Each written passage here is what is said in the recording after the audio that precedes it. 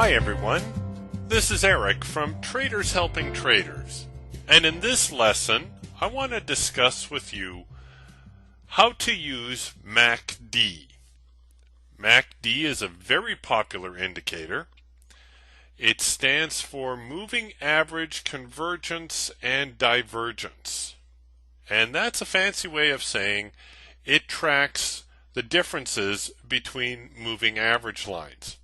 And when the moving average lines get close together, the indicator becomes closer together, and when the moving averages become further apart, the indicator becomes further apart.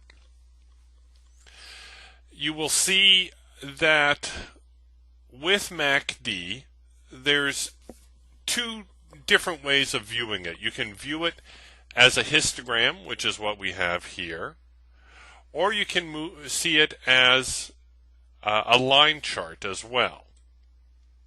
And the line chart would look like this, where it's the same idea, but it just kind of highlights the extreme of the histogram. This other line that we see on here, this yellow line, that is known as the trigger line.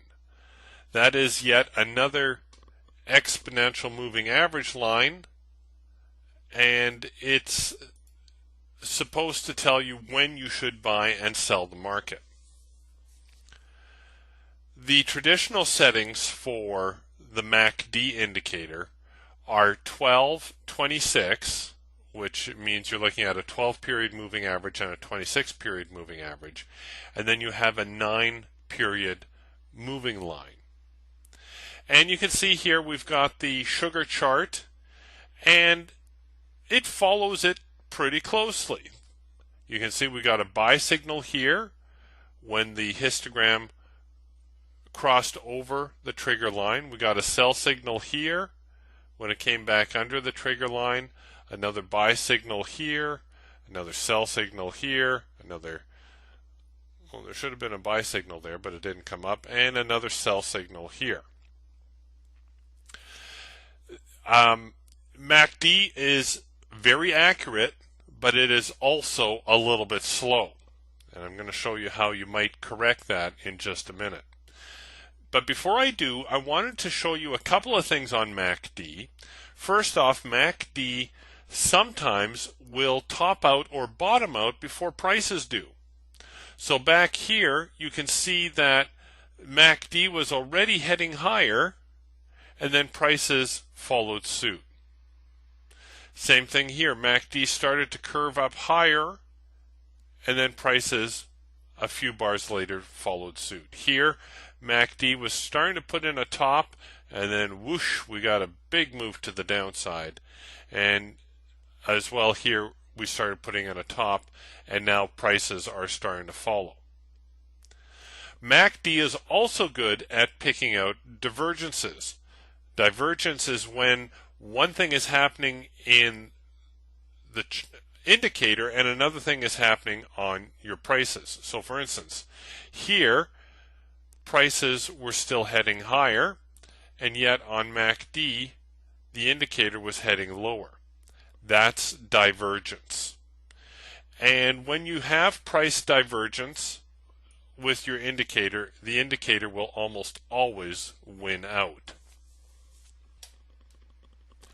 Now, as I mentioned, MACD is a useful indicator, but it is painfully slow.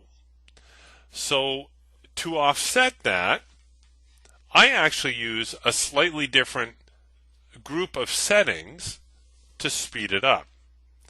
Now, quite honestly, I don't know where I got these settings from. I think a friend gave them to me many years ago, but they seem to work pretty darn well.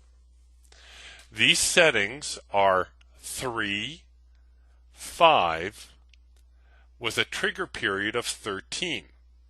So now we're looking at a 3-period moving average against a 5-period moving average and a 13-period trigger line.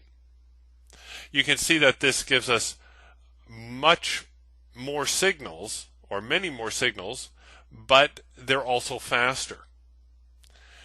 And you have to take these signals into consideration with the overall trend. For instance, here the market is obviously trending lower and we get a bunch of buy signals. But the fact that the market is generating, or that the indicator is generating buy signals, will kind of make you, or should make you, a little bit suspicious of the strength of this trend. And once again, you can see that we have divergence. Prices are heading down and the indicator is heading up. So that could have been a little bit of a tip-off that somewhere around here we were going to start to put in a bottom. And you can see that every time it happened, if you had waited for the support to form, and support, as you remember, is red-green, you could have bought above there, but only down here would you actually have gotten filled at the very start of this rally. So that's definitely pretty exciting. The other way I like to deal with it is I will ignore the trigger line. You can actually take the trigger line right off if you want and just look at the crossovers. Now, you'll notice here when these bars change color, that's at what they call the zero line. And all that means is that the market is perfectly neutral. The idea here is that when MACD crosses the zero line, we're looking at an overall change in trend. Now you can see we got some little crossovers here, and once again you could look to buy above or below the crossover. So here we got a tiny little crossover to the upside, but you see even if we had looked to buy above this signal bar, we would not have been filled. Here we actually would have been a day later, but here was the crossover, so you know where the resistance is at, and you would have gotten into the market on the following day. Here's a rather big crossover.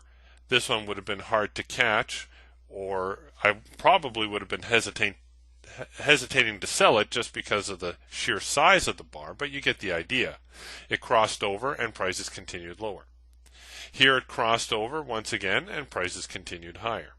And now more recently we've gotten a crossover back to the downside, and now prices are starting to head lower again.